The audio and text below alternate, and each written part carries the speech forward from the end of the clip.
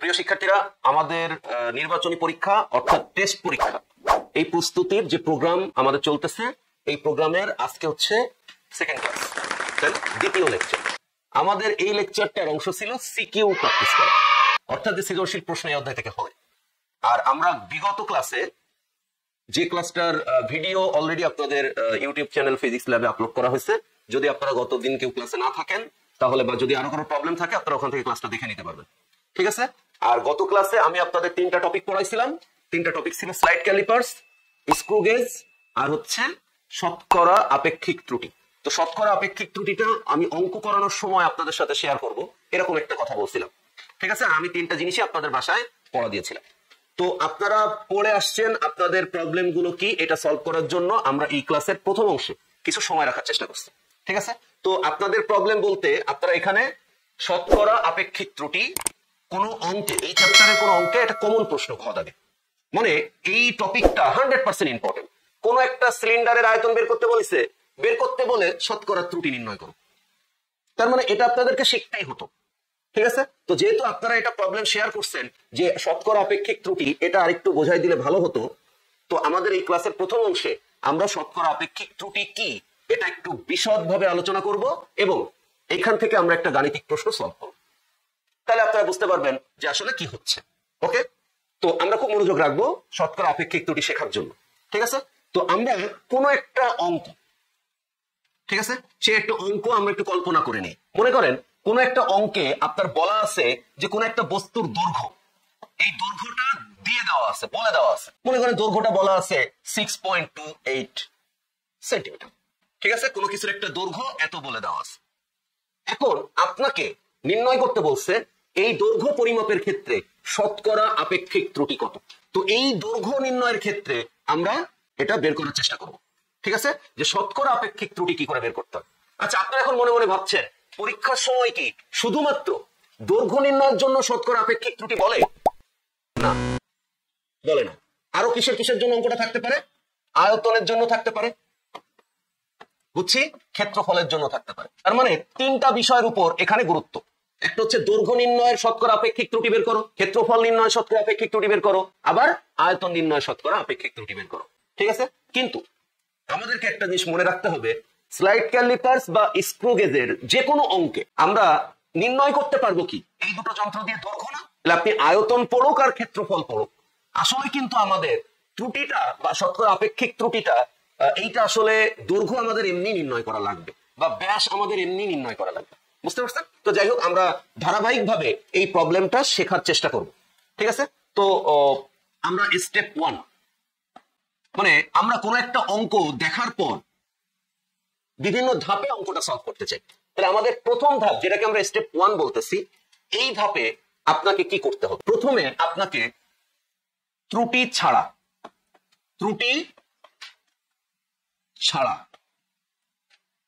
মান নির্ণয় করতে হবে। কি নির্ণয় করতে হবে? ত্রুটি ছাড়া মান। তো ত্রুটি ছাড়া আপনি কার মান নির্ণয় করবেন?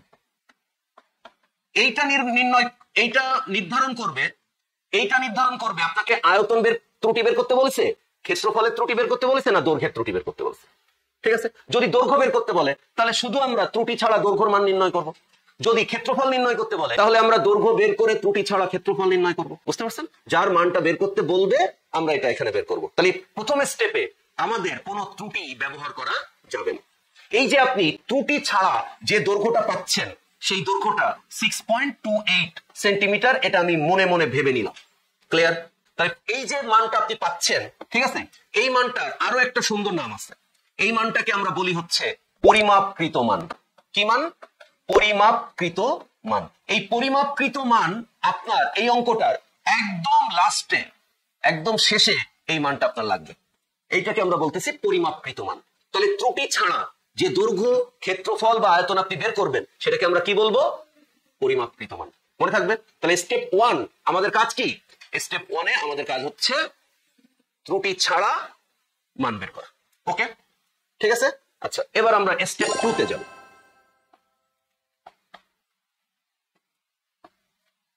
স্টেপ 2, প্রিয় শিক্ষার্থীরা, স্টেপ 2 তে আমাদের খুব গুরুত্বপূর্ণ একটা কাজ আছে। আপনি বলতে পারেন এই অঙ্ক করার মেইন স্টেপ হচ্ছে স্টেপ 2, ঠিক আছে? আপনাদের পাঠ্য বই, আপনাদের যে টেক্সট বুক, এখানে পেজ নাম্বার 25, এই 25 নম্বর পেজে আপনারা একটা কন্টেন্ট পাবেন। স্টেপ 2 তে সেই কাজটাই করতে হবে, যার নাম হচ্ছে সম্ভাব্য ত্রুটি। তাহলে স্টেপ 2 তে কি কাজ? সম্ভাব্য ত্রুটি। এই সম্ভাব্য ত্রুটির আবার দুটো পার্ট আছে, পার্ট 1 আর পার্ট 2, দুটো পার্ট। সম্ভাব্য ত্রুটিটা কি আসলে? সম্ভাব্য ত্রুটি হচ্ছে, বলা হচ্ছে যখন আমরা কোনো কিছু পরিমাপ করব, এই কোনো কিছু পরিমাপ করার সময় অবশ্যই আপনা আপনি কিছু না কিছু ভুল অবশ্যই হয়ে থাকে। তারপরে আমরা ভুলের ঊর্ধ্বে না। আপনি কোনো কিছু একটা একই জিনিস, মনে করেন আমাদের বড় টেবিলটা, এর দৈর্ঘ্য আপনাকে মাপতে বলা হয়েছে। 3 জন আলাদা আলাদা ব্যক্তি একই টেবিলের দৈর্ঘ্য মাপবে, কিন্তু 3 জনের পরিমাপকৃত মান একই নাও হইতে পারে। তার মানে আমরা ভুলের ঊর্ধ্বে না। কোনো কিছু পরিমাপ করতে গেলে স্বাভাবিকভাবে কিছু ভুল ভ্রান্তি হয়। সেই ভুল ভ্রান্তির একটা লিমিট আছে। তার মানে আমরা ভুল হতে পারে, তবে সেই ভুলটারও একটা সীমা আছে। যে ভুল মানে কি? ভুল মানে আমরা অপরাধ করতেই থাকবো, ব্যাপারটা এরকম না। কোনো কিছু একটা দৈর্ঘ্য মাপবো, এটা তো অনেক ভুল হয়ে গেলে সেটা তো আর সামঞ্জস্যতা থাকবে না, থাকবে থাকবে না। এই জন্য কতটুকু ভুল করতে পারবো আমরা, তার একটা লিমিট আছে, যেটাকে আমরা বলি সম্ভাব্য ত্রুটি। তার মানে কোনো কিছু একটা ত্রুটি বা কোনো কিছু একটা দৈর্ঘ্য মাপার পরে এতটুকু সামান্য ভুল হতে পারে। বুঝতে পারছেন? তাহলে আমাদের সেকেন্ড স্টেপের কাজ কি? আমাদের সেকেন্ড স্টেপের কাজ হচ্ছে সম্ভাব্য ত্রুটি। এখন সম্ভাব্য ত্রুটির একটা শেপ আছে, যে শেপটা আমাদের বইয়ের 25 নম্বর পেজে আছে, ঠিক আছে? কিরকম? মনে করেন আমরা যদি, আমি এমনি উদাহরণ দিচ্ছি এটা, যদি মনে করেন আমাদের কোনো কিছু একটা মান আমরা পাইছি হচ্ছে 4, সম্ভাব্য ত্রুটি এরকম লেখা থাকে প্লাস মাইনাস আকারে। তাহলে সম্ভাব্য ত্রুটি কেমন লেখা থাকে? Plus minus. এখন আপনারা আমার কাছে প্রশ্ন করবেন, স্যার প্লাস মাইনাস কেন লেখা থাকে? প্লাস মাইনাস লেখা থাকে তার কারণ হচ্ছে পরিমাপ করার ক্ষেত্রে আমরা অরিজিনাল যে দৈর্ঘ্য তার থেকে ভুল করে একটু বেশিও মেপে ফেলতে পারি, আবার তার থেকে ভুল করে একটু কমও মাপতে পারি। তাহলে যখন বেশি মাপবো তখন সেটা প্লাস, আর যখন কম মাপবো তখন সেটা মাইনাস। তাহলে যখন আমাদের সম্ভাব্য ত্রুটির বিষয় আসবে তখন তার শেপটা হলো কি? Plus minus. আমি কি বুঝাইতে পারছি? আর দেখবেন এরকম লেখা থাকে 0.5। তার মানে যখন আমরা কোনো কিছু একটা পরিমাপ করতে যাব, তখন ভুলের পরিমাণ হয় তুমি বেশি পরিমাপ করতে পারবে 0.5 পর্যন্ত, অথবা তুমি কম পরিমাপ করতে পারবে 0.5। তার মানে যদি আমি 7 মিলিমিটার একটা জিনিসের দৈর্ঘ্য, আপনি জানেন অরিজিনাল, এটা পরীক্ষাগারে নির্ভুল তথ্য, কিন্তু সাধারণ একজন মানুষ যখন এটা পরিমাপ করতে যাবে, যদি তার ভুল হয় তাহলে তার ম্যাক্সিমাম সে ভুল করবে 7.5 মিলিমিটার, অথবা এটা তার ম্যাক্সিমাম ভুল। বুঝতে পারছেন? মানে 0.5 যোগ, মানে 0.5 বেশি পরিমাপ করে ফেলছে সে। আর যদি তার ভুল কম পরিমাপ করে সে, তার মানে তার মিনিমাম এটা হবে হচ্ছে 6.5। তার মানে সে 0.5 বেশি পরিমাপ করতে পারবে অথবা 0.5 কম পরিমাপ করতে পারবে, এই মানটা গ্রহণযোগ্য হবে। কিন্তু যদি এর চেয়ে বেশি কেউ, মনে করে 7 মিলিমিটার, কিন্তু সে ম্যাক্সিমাম মেপে ফেলছে যেটা 8 মিলিমিটার, এটা আর গ্রহণযোগ্য হবে না, কারণ এটা 0.5 এর বেশি। বুঝতে পারছেন? এখন প্রশ্ন হলো, এই যে 0.5, এই 0.5ই কেন? ওটা অন্য কোনো কিছু না কেন? দেখেন, কোনো কিছুর একটা মান বের করার জন্য মানে বিভিন্ন চিন্তা ভাবনা থেকেই আসলে বিজ্ঞানীরা এক একটা তথ্য নির্ধারণ করে দিছে, যেগুলো আমাদের জন্য ব্যবহার করা বেশি সহজ। ব্যাপারটা খানিকটা এরকম। তো এইটা নির্ধারণ করা হয়েছে, 0.5 নির্ধারণ করা হয়েছে, এর সুন্দর একটা তথ্য আছে, ঠিক আছে? আপনারা খুব ইজিলি মনে রাখতে পারবেন। মনে করেন আমরা যে স্কেল গুলো ব্যবহার করি কোনো কিছুর ক্ষুদ্র দৈর্ঘ্য মাপার জন্য, সেটা সাধারণ স্কেল হতে পারে যেটা আপনাদের কাছে থাকে, আবার সেটা স্লাইড ক্যালিপারসও হতে পারে, আবার স্ক্রু গেজও হতে পারে, তাই না? তো এদের সবারই একটা মূল স্কেল আছে না? সেই মূল স্কেলের সর্বনিম্ন ঘর কত বলেন? সেই মূল স্কেলের সর্বনিম্ন ঘর হচ্ছে 1 মিলিমিটার। তাহলে আপনি এবার চিন্তা করেন, ওই 1 মিলিমিটার এটা কি আসলে ক্ষুদ্রতম এক ঘরের দৈর্ঘ্য নাকি? ক্ষুদ্রতম এক ঘরের দৈর্ঘ্য এটা কতটুকু? 1 মিলিমিটার। এই 1 মিলিমিটারকে যদি আপনি গড় করেন, অর্থাৎ 2 দিয়ে ভাগ করেন, তাহলে কত পাচ্ছেন? 0.5 মিলিমিটার। তার মানে আমাদের যারা প্রশ্ন করি আমরা, আমাদের উচিত হচ্ছে, বা যারা বোর্ডের প্রশ্ন যারা করেন তাদের উচিত হচ্ছে, যে স্কেলটা দিয়ে কোনো কিছুর দৈর্ঘ্য আমরা পরিমাপ করছি ওই স্কেলটার ক্ষুদ্রতম ঘর কত এটা বলে দাও। এখন মনে করেন আপনাকে প্রশ্নে বলে দিছে যে কোনো একটা স্কেল আমরা ব্যবহার করতেছি যার ক্ষুদ্রতম এক ঘরের দৈর্ঘ্য 1 সেন্টিমিটার, তাহলে প্লাস মাইনাস কত হবে? 0.5 সেন্টিমিটার। আর যদি এরকম সেন্টিমিটার বলে না দেওয়া থাকে ক্ষুদ্রতম ঘর, তাহলে আমরা যেটা জানি সবচেয়ে ক্ষুদ্রতম ঘর হচ্ছে 1 মিলিমিটার, তাহলে আমরা সেই 1 মিলিমিটারকে 2 দিয়ে ভাগ করে 0.5 মিলিমিটার লিখব। বুঝছি না বুঝি না? তার মানে স্বাভাবিকভাবে এটা 4 প্লাস মাইনাস কি হবে? বুঝছি না বুঝি না? ওকে, তাহলে খেয়াল করে দেখেন, আমি এবার আপনাদের কাছে এই সম্ভাব্য ত্রুটির বিষয়টা আরো স্পষ্ট করে বুঝাইতে পারবো। ঠিক আছে, আপনারা একটু খেয়াল করেন। আমি এই যে স্টেপ 2 এর আগে যখন আমরা স্টেপ 1 করছিলাম, তখন আমরা কোনো কিছুর একটা দৈর্ঘ্য ধরে নিছিলাম কত? 6.28 সেন্টিমিটার। এখন কোশ্চেন হলো, আমি সম্ভাব্য ত্রুটি যে করব, আমার কাছে তো কিছু বলা নেই। তাহলে কিছু বলা না থাকলে এই সম্ভাব্য ত্রুটি শেপটা কিভাবে আনতে হবে? 6.28 প্লাস মাইনাস 0.5। ঠিক আছে, যেহেতু এই মানটা সেন্টিমিটারে দেওয়া আছে, তাই এটা টোটালটার একক কি হবে? সেন্টিমিটার। যদি ক্ষুদ্র ঘরের কথা বলা থাকতো, তাহলে আমাকে এখানে কি লিখে নিতে হতো? 0.5 মিলিমিটার।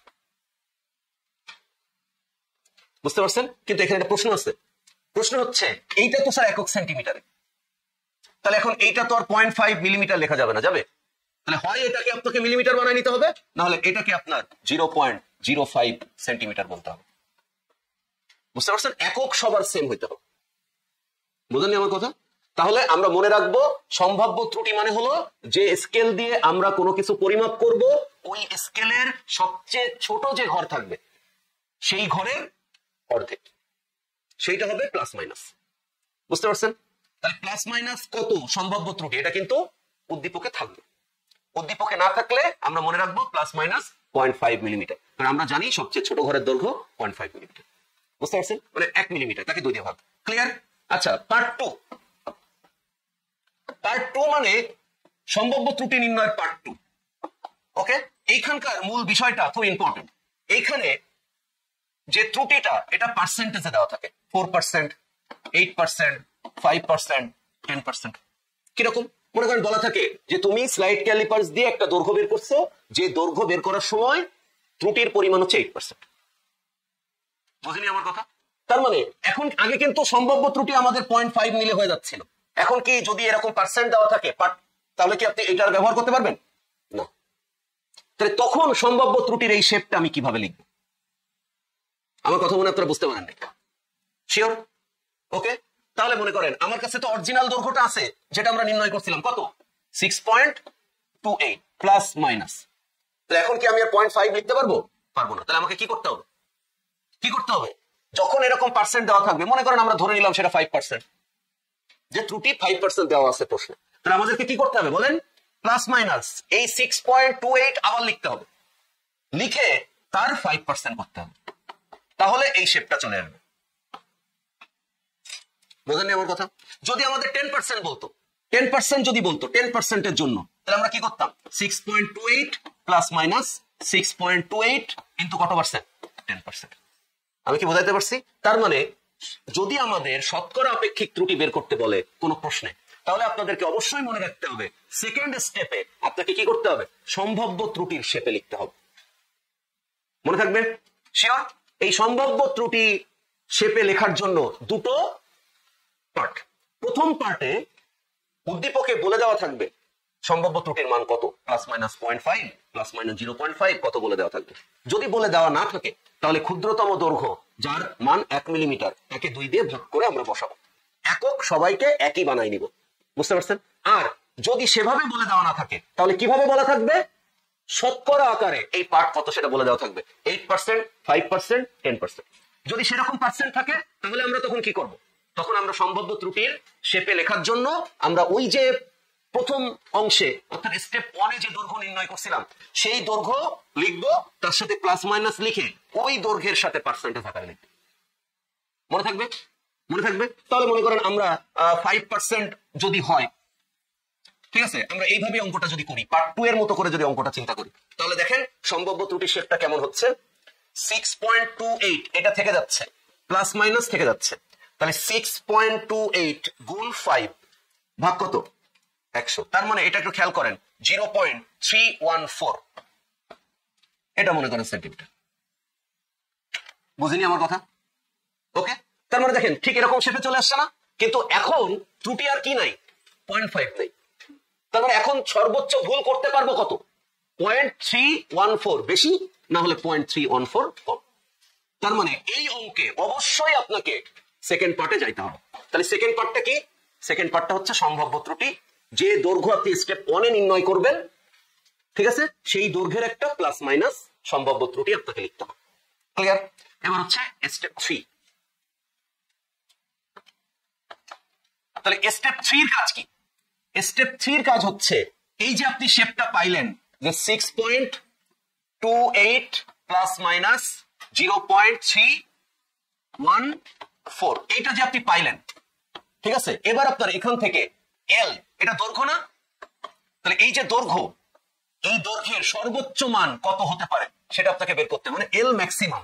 তাহলে কত, 6.28 প্লাস 0.314, ঠিক কিনা? তাহলে 6.594 সেন্টিমিটার, এটা আপনি ম্যাক্সিমাম দৈর্ঘ্য পাবেন। ওকে, তার মানে স্টেপ 3 তে আপনাকে কি করতে হবে, ম্যাক্সিমাম দৈর্ঘ্য বের করতে হবে। আচ্ছা, যদি আপনি মিনিমাম দৈর্ঘ্য বের করতে চান, অর্থাৎ এল মিনিমাম, তাহলে আপনাকে কি করতে হবে, আপনি যে মূল যে মান পাইছিলেন 6.28, এখান থেকে 0.314, এটা আপনাকে কি করতে হবে, বিয়োগ করতে হবে 5.966 সেন্টিমিটার। তাহলে খেয়াল করে দেখেন, আপনি স্টেপ 3 তে গিয়ে কি করলেন, স্টেপ 2 এর যে সম্ভাব্য ত্রুটি পাইছিলেন তার ম্যাক্সিমাম আর মিনিমাম মান বের করলেন। ঠিক আছে, এবার হচ্ছে আমাদের লাস্ট পার্ট, স্টেপ 4। তাহলে স্টেপ 4 এ কি হবে দেখেন, স্টেপ 4 এটা আমি একবারেই শেখাবো আপনাদের। তার মানে আমাদের মূল উদ্দেশ্য ছিল শতকরা আপেক্ষিক কি বের করা, শতকরা আপেক্ষিক ত্রুটি বের করা। তো শতকরা আপেক্ষিক ত্রুটি ইকুয়াল টু কি, রেজাল্টটা কি, মানে ফলসূত্রটা কি, কথা বলেন, চূড়ান্ত ত্রুটি, বুঝি নাই? আর নিচে হচ্ছে পরিমাপকৃত মান ইনটু কত পার্সেন্ট, 100%। এইটা হচ্ছে আমাদের মূল কাহিনী। তাহলে এবার বলেন পরিমাপকৃত মান, এটা কি আপনি জানেন না? বলেন তো পরিমাপকৃত মান কত, ওই যেটা স্টেপ 1 এ আপনি ত্রুটি বাদে যেটা নির্ণয় করছেন। তাহলে এটা 6.28, এটা নিয়ে আমাদের আর কোনো ডাউট নাই। ওকে, এবার আপনি চিন্তা করেন চূড়ান্ত ত্রুটি মানে কোনটা। চূড়ান্ত ত্রুটি মানে হচ্ছে এই যে আপনি স্টেপ 3 তে এল এর একটা ম্যাক্সিমাম মান পাইছেন না, এই ম্যাক্সিমাম মান 6.594 পাইছিলেন এটা। ওকে, আর একটা পরিমাপকৃত মান পাইছিলেন না 6.28, এইটার বিয়োগফল, এটা হচ্ছে চূড়ান্ত ত্রুটি। চূড়ান্ত ত্রুটি বা পরম ত্রুটি বলে এটাকে। এই ত্রুটির আরেকটা নাম আছে, কি বলেন, এই ত্রুটির আরেকটা নাম হচ্ছে পরম ত্রুটি। আপনারা মনে রাখবেন পরম ত্রুটি এটা সবসময় কি হবে, প্লাস হবে। পরম ত্রুটির মান কখনো কি হতে পারবে না, কখনো ঋণাত্মক হতে পারবে না। পরম ত্রুটির মান সবসময় কেমন হবে, পরম ত্রুটির মান সবসময় ধনাত্মকই হবে। এই কারণে আমরা যে ম্যাক্সিমাম মান পেয়েছি, দেখেন আমাদের বইতেই আমাদেরকে এই সুযোগটা দেওয়া হয়েছে, কি হয়েছে, যে আমরা সর্বোচ্চ মানটা নিব, সর্বোচ্চ মান নিয়ে। তার মানে মিনিমাম মানটা আমাকে বের করতে হবে, কিন্তু অঙ্ক করার জন্য মিনিমাম মানটা ব্যবহার করার প্রয়োজন নেই, মনে থাকবে। তার মানে স্টেপ 3 তে আমি দৈর্ঘ্যের যে সর্বোচ্চ আর সর্বনিম্ন যে মান বের করছিলাম, সেখান থেকে সর্বনিম্ন মানটা আমি কি করে দিব, সর্বনিম্ন মানটা আমরা বাদ দিয়ে দিব। তাহলে আমাদের কাছে শুধু কোন মানটা থাকবে, সর্বোচ্চ মান। ওই সর্বোচ্চ মান থেকে পরিমাপকৃত মান আমাকে কি করতে হবে, বিয়োগ করতে হবে। ঠিক আছে, তাহলে এবার একটু খেয়াল করে দেখেন বিয়োগ করে আমাদের কাছে কি থাকবে, বিয়োগ করে, এটা বিয়োগ করে কত থাকে, 0. কত, এটা বিয়োগ করলে কত হয়, 314, আর নিচে কত 6.28, তাই তো, ইন্টু কত পার্সেন্ট, 100%। এটা করলে যা হবে সেটা হচ্ছে উত্তর। আমি কি বোঝাতে পারছি? হ্যাঁ, তাহলে আমি এবার আপনাদের এই অঙ্কটা করার ক্ষেত্রে 4টা স্টেপ আমি এক এক করে আপনাদের সামনে বলি, আপনারা একদম মাথার ভিতরে ঢুকায় নেন। আমি আবারও বলতেছি, ফিজিক্সের অঙ্ক আর ম্যাথের অঙ্কের মধ্যে পার্থক্য হলো যে উদ্দীপকের উত্তর দেওয়ার সময় আপনি সূত্রটা মুখস্থ থাকলে অঙ্ক করতে পারবেন ম্যাথে, কিন্তু ফিজিক্সে সেটা হবে না। ফিজিক্সে আপনার সূত্রটার মূল কারণ কি সেটাও বুঝতে হবে, আবার অঙ্কটাও সেই সূত্রের বসায় আপনাকে বের করতে হবে। ফলে কোথা থেকে এই অঙ্কটা আসলো এটা কিন্তু আপনাকে বুঝে নিতে হবে ঠিক মতো। তাহলে 4 স্টেপে আমরা অঙ্ক করব। আমাদের ফার্স্ট স্টেপ কি হবে? স্টেপ 1, আমাদের দৈর্ঘ্য, আয়তন, ক্ষেত্রফল যার ত্রুটি বের করতে বলবে, ত্রুটি ছাড়া তার মেইন মানটা আগে বের করব যেটা পরিমাপকৃত বলবে। স্টেপ 2 তে সম্ভাব্য ত্রুটির একটা শেপ আমাদেরকে নিয়ে আসতে হবে। সম্ভাব্য ত্রুটির শেপটা পার্ট দুটো, একটা হচ্ছে ±0.5 এরকম বলে দেওয়া থাকে। এটার মানে হচ্ছে যে স্কেল দিয়ে আমরা পরিমাপ করছিলাম সেই স্কেলের সবচেয়ে ক্ষুদ্রতম যে ঘর, অর্থাৎ 1 মিলিমিটারের অর্ধেক। বুঝতে পারছেন? যদি আমাদের উদ্দীপকে উল্লেখ থাকে সবচেয়ে ক্ষুদ্রতম ঘর 1 সেন্টিমিটার, তাহলে ওইটা 0.5 সেন্টিমিটার হবে। কিন্তু সাধারণত আমরা জানি সবচেয়ে ক্ষুদ্রতম ঘর কত? 1 মিলিমিটার, তাই ওটা প্রায় ক্ষেত্রে দেখা যায় 0.5 মিলিমিটার নেওয়া হয়েছে। ঠিক আছে? সম্ভাব্য ত্রুটির সেকেন্ড পার্ট, এখানে ওই 0.5 প্লাস মাইনাস কিছু থাকে না, বলে দেওয়া থাকে দৈর্ঘ্য পরিমাপ করতে গিয়ে তুমি ত্রুটি পাইছো 4%, 8%, 5%, 10%। তখন আমাদেরকে কি করতে হয়? স্টেপ 1 এ যে মান আমরা পাইছি তার সাথে প্লাস মাইনাস করে ওই মানটার পার্সেন্টেজ বের করে নিতে হয়। ঠিক আছে? তারপরে স্টেপ 3 তে কি? স্টেপ 3 তে গিয়ে আমরা ওই দৈর্ঘ্যের ম্যাক্সিমাম মান বা মিনিমাম মান বের করে থাকি। বুঝছি? সেই ম্যাক্সিমাম মান আর মিনিমাম মান বের করার পর আমরা বলি ম্যাক্সিমাম মান নিয়ে পাই। সেই ম্যাক্সিমাম মান থেকে যদি আমরা স্টেপ 1 এর পরিমাপকৃত মান বিয়োগ করি, তাহলে আমরা চূড়ান্ত ত্রুটি বা পরম ত্রুটি পেয়ে যাই। সেই চূড়ান্ত ত্রুটি বা পরম ত্রুটিকে যদি আমরা পরিমাপকৃত মান দিয়ে ভাগ করে 100% করি, তাহলে আমরা শতকরা আপেক্ষিক ত্রুটি পেয়ে যাব। আমরা কি বুঝছি? যদি আপনি এই 4টা স্টেপ মনে রাখতে পারেন, আপনারা বিশ্বাস রাখেন, আত্মবিশ্বাস রাখেন, অবশ্যই পরীক্ষার হলে এসএসসি লেভেলে যে কোশ্চেনই আসুক আপনি পাবেন।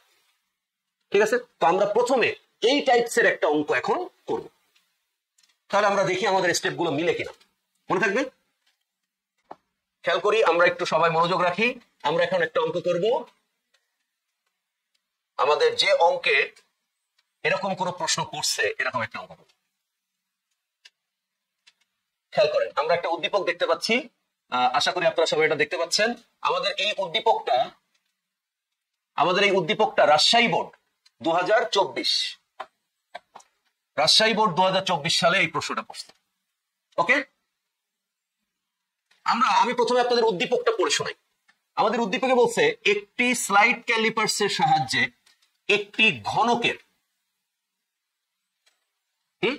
ঘনক মানে তো আমরা জানি এটা আদর্শ ঘনকের সব বাহুর দৈর্ঘ্য সমান।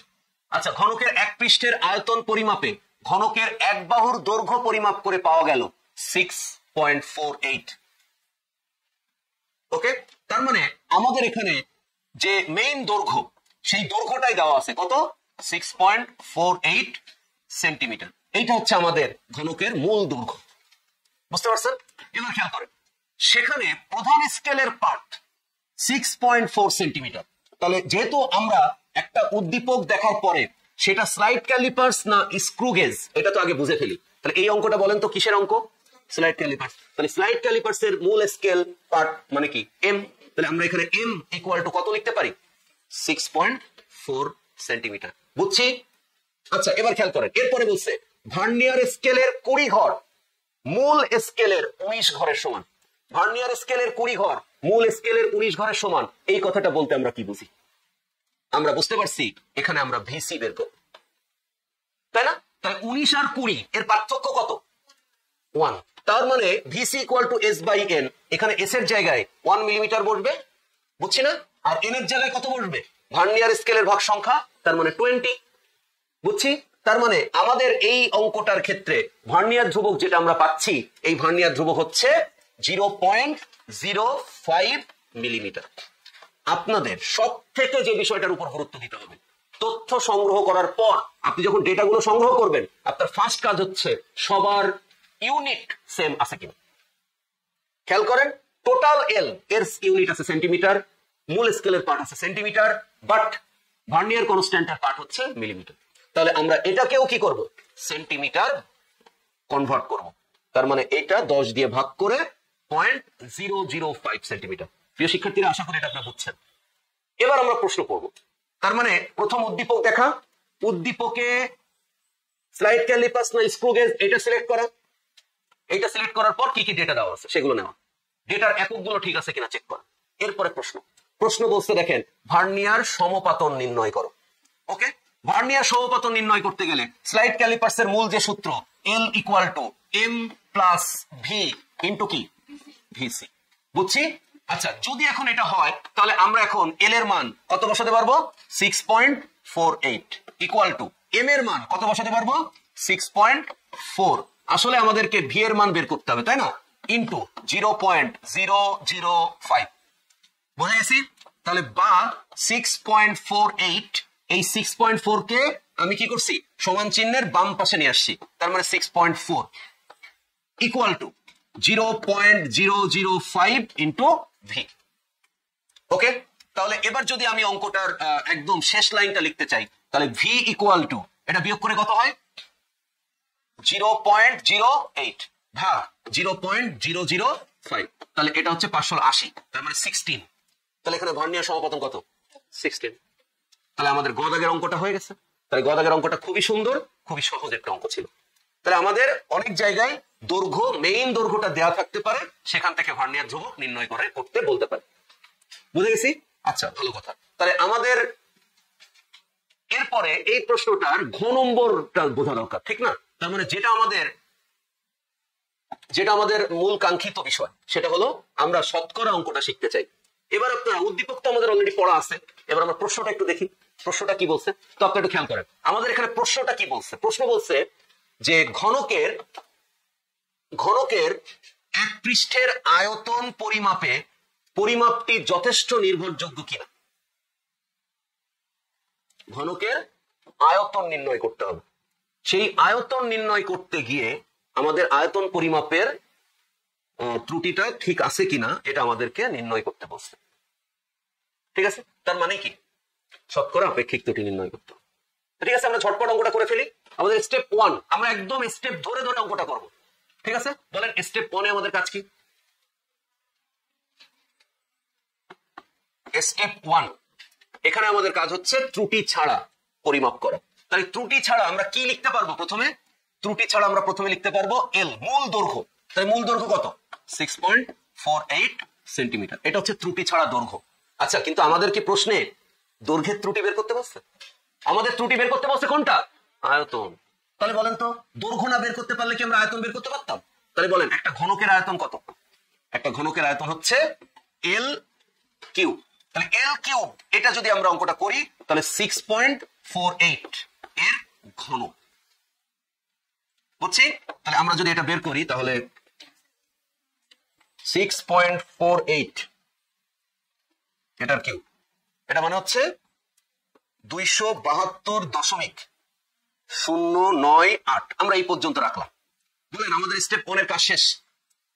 তার মানে যেহেতু আমাদেরকে আয়তন বের করতে বলছে তাই দৈর্ঘ্য বের করে আমি ঘনকের আয়তনটা ত্রুটি ছাড়া বের করলাম। তাহলে বলেন তো এই মানটাই আমার কি মান? এই যে আয়তনটা আমি বের করছি এই আয়তনটাকে কি মান বলে? পরিমাপকৃত মান। ওকে, বলেন তো এবার স্টেপ 2 তে আমার কাজ কি? সম্ভাব্য ত্রুটি। তাহলে আমরা স্টেপ 2 যদি চিন্তা করি সবাই, তাহলে আমাদের এখানে সম্ভাব্য ত্রুটি। আচ্ছা, সম্ভাব্য ত্রুটিটা কি আয়তনের হবে না দৈর্ঘ্যের হবে? দৈর্ঘ্যের হবে। কেন? কারণ স্লাইড ক্যালিপার্স বা স্ক্রু গেজ দিয়ে আমরা তো আয়তন বের করতে পারবো না, আমরা বের করতে পারবো দৈর্ঘ্য। তাহলে ত্রুটিটা কার হবে? দৈর্ঘ্যের। বুঝতে পারছেন? তাহলে আমাদের মূল দৈর্ঘ্য কি ছিল? 6.48। ওকে, প্লাস মাইনাস। এবার বলেন আমাদের সম্ভাব্য ত্রুটি কি প্লাস মাইনাস 0.5 এরকম কোন তথ্য দেওয়া আছে?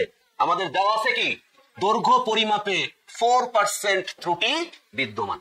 তাহলে বলেন তো এই যে নিয়ম আমরা শিখছি এটা স্টেপ 2 এর কত পার্ট? 2 নম্বর পার্ট। তাহলে নিয়মটা কি? নিয়মটা হচ্ছে 6.48 ইন্টু 4%। এই শেপটা আমাদেরকে এখন খেয়াল করতে হবে। তাহলে 6.48 প্লাস মাইনাস, এবার এইটুক করে আমরা কিভাবে এটা লিখতে পারি? 6.48 গুণ 4 ভাগ কত? 100। তার মানে এটা কত হচ্ছে? 0.2592। তাহলে এককটা আমরা একবারে কি লিখতে পারবো? সেন্টিমিটার। বলেন স্টেপ 2 শেষ কিনা? শেষ। ওকে, এবার বলেন এবার কি লিখতে হবে? কথা বলেন। এবার হচ্ছে স্টেপ 3। স্টেপ 2 থেকে আর কোনো কাজ আছে আমাদের? স্টেপ 2 তে আমাদের আর কোনো কাজ নেই, সম্ভাব্য ত্রুটি শেপটা নিয়ে আসতে পারলে হবে। এবার স্টেপ 3 তে আপনার কাজ কি? এল ম্যাক্সিমাম মান বের করা। তাহলে এল ম্যাক্স মানে কি? 6.48 প্লাস কত? 0.2592 মানে যোগ, ম্যাক্সিমাম মানে যোগ। তাহলে এটা কত হবে?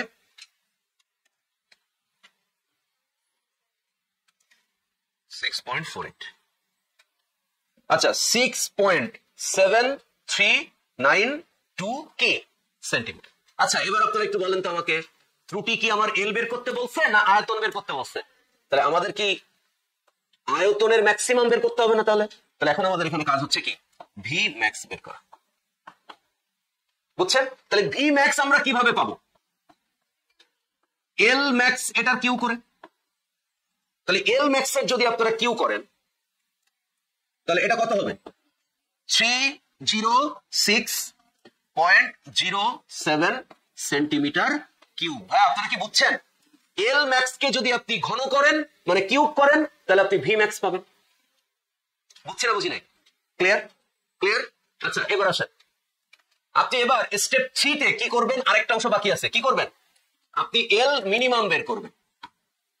ওকে, তাহলে এল মিনিমাম এটা কিন্তু ব্যবহার করব না আমরা, কিন্তু অবশ্যই পরীক্ষার হলে আপনাকে নির্ণয় করতে হবে। তাহলে এল মিনিমাম যদি আমরা বের করতে চাই তাহলে 6.28 এটাকে বিয়োগ করতে হবে 48। আচ্ছা সরি 48, 6.48 এটা থেকে বিয়োগ করতে হবে কত? 0.2592। এটা বিয়োগ করব, এটা বিয়োগ করে 6.48 এটা থেকে বিয়োগ করতে হবে 0.2592। ওকে ফাইন, তাহলে এটা হবে হচ্ছে 6.2208 সেন্টিমিটার। তাহলে বলেন তো এখান থেকে আমি কি পাবো? এখান থেকে আমরা পাবো হচ্ছে ভি মিনিমাম। ভি মিনিমাম কে যদি আপনি বের করতে চান তাহলে আপনাকে এল মিনিমাম কে কি করতে হবে? কিউব করতে হবে। তাহলে এল মিনিমাম কে যদি আপনি কিউব করেন তাহলে এটার উত্তর আসবে হচ্ছে 240.735 সেন্টিমিটার কিউব। হয়েছে? হয়েছে? তাহলে আমরা ভি মিনিমাম এবং ভি ম্যাক্সিমাম পেয়ে গেলাম। তাহলে এবার আমাদের স্টেপ কি? খেয়াল করেন, এবার আমাদের স্টেপ 4। তাহলে স্টেপ 4 যদি আমরা এখন চিন্তা করি, আমাদের একবারই স্টেপ 4 এর কাজ কি? শতকরা আপেক্ষিক ত্রুটি বের করা। শতকরা আপেক্ষিক ত্রুটি এটাকে যদি আমরা যদি ই ধরি, ই, হ্যাঁ, তাহলে উপরে কি বসাতে হবে? এরর মানে ভুল না, ত্রুটি না, এই জন্য এটাকে আমরা ই ধরলাম। তাহলে উপরে আমার কার মান বসাতে হবে? উপরে বসাতে হবে চূড়ান্ত ত্রুটি বা পরম ত্রুটি। মনে আছে আপনাদের চূড়ান্ত বা পরম আমরা কেমনে বের করছিলাম? কেমনে বের করছিলাম? আমরা ভি এর ম্যাক্সিমাম মান নিছিলাম বা নিতে হবে আমাদের। তাহলে ভি এর ম্যাক্সিমাম মান কত? 306.07 নিলাম। এইটা বিয়োগ করতে হবে কার সাথে? পরিমাপকৃত মানের সাথে। তাহলে পরিমাপকৃত মান কত? 272.098। তাহলে নিচে কোনটা বসবে? পরিমাপকৃত মান। পরিমাপকৃত মান কত?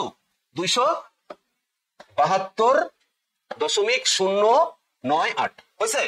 ইন্টু এটাকে কি করতে হবে? 100%। এবার এটা ক্যালকুলেট করেন।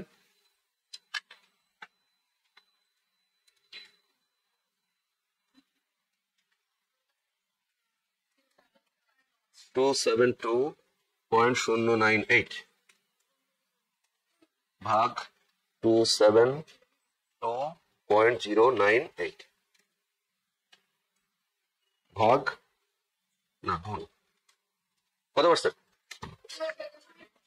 তারপরে 12.48%। আচ্ছা, বের করছি আমরা।